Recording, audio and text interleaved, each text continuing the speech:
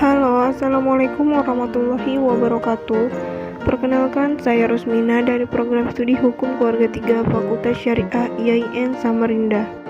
Oke, di sini saya akan menjelaskan cara memparaprasakan bahan kutipan. Jangan lupa disimak ya. Yuk langsung saja. Pertama, pengertian paraprasa. Paraprasa adalah cara memasukkan pemikiran orang lain ke dalam tulisan Anda tanpa menggunakan kutipan langsung.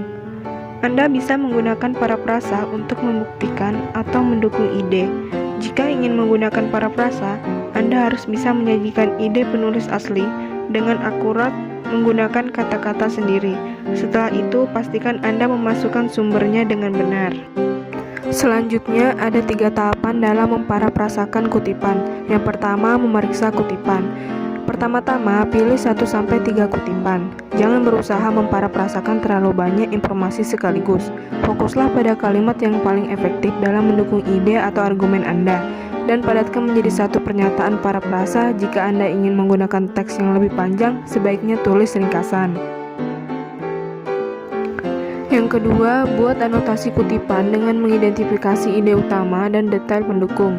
Tentukan apa yang disampaikan penulis seperti poin atau argumen utama. Kemudian catat bagaimana mereka mendukung ide tersebut dan apa arti kutipan tersebut. Yang ketiga, paraprasakan kutipan jika kata-katanya tidak lebih penting daripada ide itu sendiri. Jika Anda bisa mengekspresikan ide yang sama dan kata-kata berbeda, sebaiknya gunakan paraprasa. Ini memastikan kata-kata Anda lebih banyak, plus Anda tidak perlu memasukkan terlalu banyak kutipan. Yang keempat, hindari paraprasa jika prasa kutipan langsung itu penting. Kutipan langsung lebih penting jika Anda membutuhkan kata-kata asli penulis untuk mempertahankan makna, otoritas ahli yang menyatakannya, dan penyusunan kata yang mengesankan. Misalnya, Anda bisa mengutip langsung kata-kata Soekarno. Beri aku 1000 orang tua, niscaya akan kucabut Semeru dari akarnya. Beri aku 10 pemuda, niscaya akan kuguncangkan dunia. Karena kata-kata aslinya penting.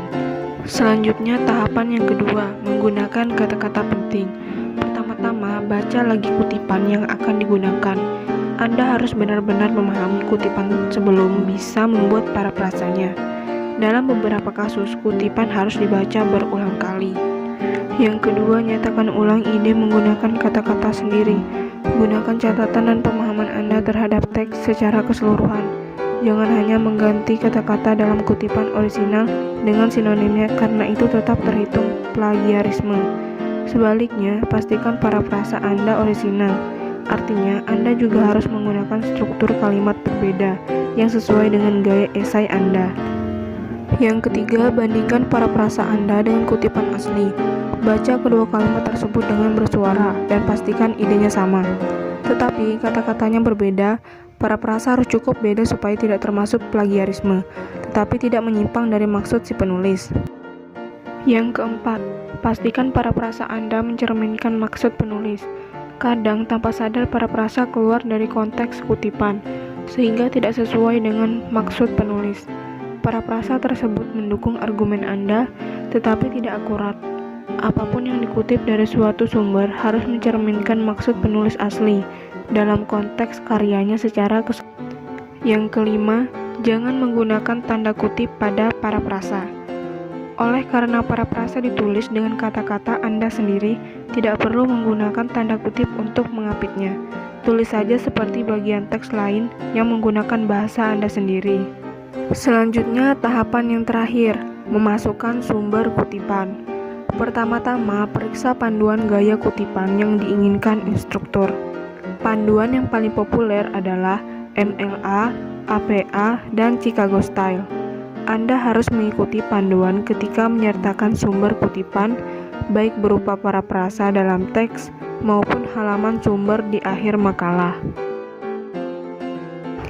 Yang kedua, gunakan tanda kurung untuk kutipan dalam teks dengan gaya MLA atau APA. Anda harus menyertakan sumber paraprasa tepat setelahnya. Masukkan informasi publikasi dalam tanda kurung. Yang ketiga, masukkan catatan kaki untuk Chicago Style. Setelah paraprasa, masukkan angka kecil di dekat tanda titik.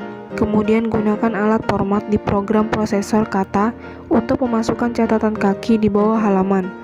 Masukkan semua informasi publikasi dari halaman bibliografi.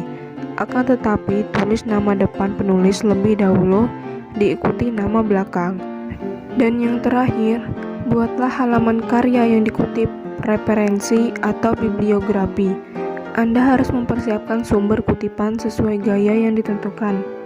Tiap tipe sumber memiliki format tersendiri untuk mencatat informasi penulis, judul, dan penerbit.